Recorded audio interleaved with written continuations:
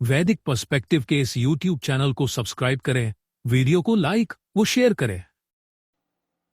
ओम अयुयुत्सन अनवद्यस्य Senam अयातयंत चितयो नवगवाः वसायुधो नवद्रियो निरष्टाः प्रवद्भिः इंद्रात चितयंत ion. युद्ध न करने की इच्छा की, अनवद्य की, सेना को प्रयत्नवती किया, नौजवान औरतों को प्राप्त करने वाले मनुष्यों ने। रसायुध ने नपुंसकों के समान घिरे हुए भागों द्वारा इंद्रियों को वश में करने वाले से चेतना का अनुगमन करने वाले प्राप्त किया। ये ऋग्वेद के पहले मंडल के 33वें सूक्त का 6वां मंत्र है। इसके ऋषि हैं भगवान हिरण्यस्तुप, महिवत, आंगिरस। देवता या दिव्य विषय है इसका इंद्र। छंद है इसका त्रिष्टुप और स्वर है इसका त्रिष्टुप देवत। इस मंत्र का भाष चल रहा था। युद्ध न करने की इच्छा की, अनवद्य की, सेना को प्रयत्नवती किया। अयुयुत्सन अनवद्यस्य सेनाम अयात्यंत है। ऐसे व्यक्ति की सेना जो स्वयं सद्गुणों द्वारा प्रशंसनीय हो, ऐसी सेना को प्रयत्नवती करना चाहिए। हम युद्ध को अंतिम विकल्प मानते हैं, किंतु सेना जो है वो रखा जाना या ना रखा जाना, ये इससे बिल्कुल अलग मुद्दा है। ऐसी सेना जो कि सत्कर्म करने वालों की सेना हो, उसको सपोर्ट करना बहुत जरूरी है, उसको प्रयत्नवती करना जरूरी है, उसका समर्थन करना बहुत जरूरी है। बेसिक जो बात है जो बहुत अच्छी तरह समझने की है वो ये है कि वेद जो है वो सत्कर्म और दुष्कर्म करने वालों का अंतर करता है। हर सत्कर्म करने वाला व्यक्ति या सत्कर्म करने वाले को या सत्कर्मों को किसी भी प्रकार का फायदा पहुंचाना, किसी भी प्रकार का समर्थन देना, ये काम शक्तिपात कारक है। और दुष्कर्मों को किसी भी प्रकार का सपोर्ट, ये शक्ति से कारक। हमको कभी भी किसी भी स्थिति में दुष्कर्म करने वालों का सपोर्ट नहीं करना।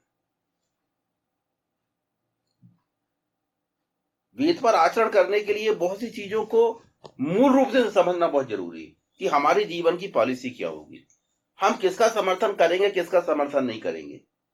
ये जब भी ऐसी स्थिति में हम फंसते हैं तो हमको हमेशा ये क्या देखना चाहिए कि सत्कर्म किधर है। क्या होता है कि जब परिस्थिति आती है ना तो आदमी का दिमाग काम नहीं करता। क्यों दिमाग काम नहीं करता? क्योंकि उसके फंडे पहले से क्लियर नहीं। वो जब परिस्थिति आ जाती तभी आदमी सोचता है। ऐसा नहीं है, जीवन में आपको परिस्थिति आने के पहले सोचना पड़ता है। अपने जीवन के फैसले हमको सोच और समझकर पहले लेना पड़ता है। पहले से प्री डिसाइडेड रहेंगे कि मेरी जीवन शैली क्या होगी, ये प्री डिसाइडेड रहती। अगर प्री डिसाइडेड है तो फिर क्या होगा, फिर आप जो हैं परिस्थिति आने पर, समस्या आने पर आपका दिमाग काम करेगा। आप उस समय सोच विचार में नहीं पड़ोगे, अब क्या करूं, किसका समर्थन करूं, किसका समर्थन ना करूं, किसके तरफ से बोलूं, किसके तरफ से ना बोलूं। ये जो स्थिति रहती है ये तभी रहती है जबकि हमारे मस्तिष्क में पहले से कुछ नहीं रहता। हम बगैर सोचे समझे अगर चल रहे हैं तो हम फिर परिस्थिति आने पर हमारी जो बुद्धि जो है काम नहीं करेगी, हमारा दिमाग काम नहीं करेगा। इसलिए समझने की बात है, ये पॉलिसी है हमारी कि हमें किसी भी परिस्थिति में सत्कर्म और सत्कर्म करने वालों का ही समर्थन करना है। हमें ये देखना है कि धर्म किस पक्ष में है, जिधर धर्म है हमें उसका समर्थन करना है, बस एक मूल पॉलिसी। और जहां अधर्म है हमें उसका समर्थन नहीं करना है, चाहे उधर कितनी शक्तिशाली व्यक्ति क्यों न हो। क्योंकि यहां पर प्रश्न हमारे जीवन का है, हमारे साथ क्या होगा क्या नहीं होगा ये तो बात की चीजें हैं, पर हमारा एटीट्यूड क्या होगा वो हमें अगर निश्चित करना है तो हमें इन बातों को समझना आवश्यक है। इसलिए हम भले युद्ध कर रहे हो अथवा ना कर रहे हो, पर हमारा समर्थन किसको रहेगा? तो हमारा समर्थन हमेशा सत्कर्म करने वाले को ही रहेगा, सत्कर्म करने वाली की सेना को रहेगा। हम कभी भी दुष्कर्म करने वाले और दुष्कर्म करने वालों की सेनाओं का समर्थन नहीं करेंगे। ये बेसिक चीज है। फिर युद्ध करना ना करना ये बात की चीज है, युद्ध हमारा अंतिम विकल्प है, किंतु हम शक्तिशाली ना बने ऐसा कहीं भी वेद नहीं कहता। आपको शक्तिशाली बनना है, पवित्र बलशाली बहुत अनिवार्य है, आवश्यक है। अगर आपके पास आप शक्तिशाली नहीं होगे तो कोई भी आपको चमका देगा, कोई भी आपको डरा लेगा और आप कुछ नहीं कर पाओगे। तो वेद हर जगह बहुत स्पष्ट रूप से अपनी बात कहता है कि वेद के जो अनुयायी हैं उनका क्या दृष्टिकोण होना चाहिए, उनको क्या करना है क्या नहीं करना है। हमको उन सब बातों को अच्छी तरह से समझकर और अपनी नीति बनाकर और इस हिसाब से चलना चाहिए। ऐसे व्यक्ति की सेना जो स्वयं सद्गुणों द्वारा प्रशंसनीय हो, ऐसी सेना को प्रयत्नवती करना चाहिए।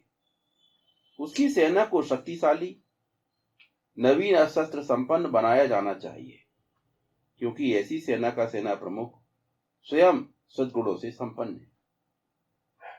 वह अपनी सेना को कभी किसी गलत कार्य के लिए प्रयोग में नहीं लाएगा। यह मंत्र यहां नीति के विषय में जानकारी दे रहा है कि जन सामान्य को ऐसी सेना का समर्थन करना चाहिए जो सत्कर्मों सद्गुणों वाली हो। इसके विपरीत दुर्गुणों की प्रशंसा करने वालों की सेना का मनोबल क्षीण करना चाहिए। उसे कभी भी जन समर्थन नहीं दिया जाना चाहिए। ये पॉलिसी पे हम चलते हैं। इसलिए हम क्या है कि जैसे चुनाव में किसका समर्थन करना किसका ना करना, ये सब पॉलिसी हम इसी मूल नीति के आधार पर हम तय करते हैं कि हमारा समर्थन किसको होगा।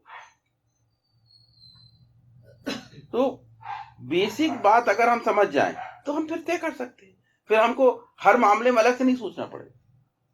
पर क्या होता है कि हमने अपने जीवन में इन सब विषयों में विचार नहीं किया हुआ होता, इसलिए हम जब परिस्थिति आती है तो हमारा दिमाग काम नहीं करता, क्या करें यार। और इस दौरान कई बार हम गलती कर जाते हैं, गलत व्यक्ति का समर्थन कर देते हैं, क्योंकि हमारे कॉन्सेप्ट क्लियर नहीं।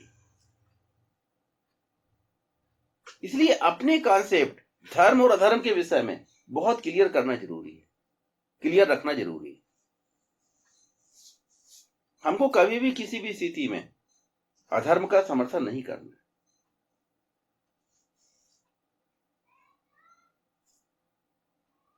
अगर हम ऐसा करते हैं तो ईशान परब्रह्म परमात्मा की जो अनुग्रह है वो हमें प्राप्त होगा। और अगर हम ऐसा नहीं करते हैं तो ईशान का अनुग्रह हमें प्राप्त नहीं होगा, क्योंकि आप तो धर्म के खिलाफ हो। आप धर्म अधर्म का ध्यान ही नहीं रखते। आप तो मुंह देखी बातें करते हो।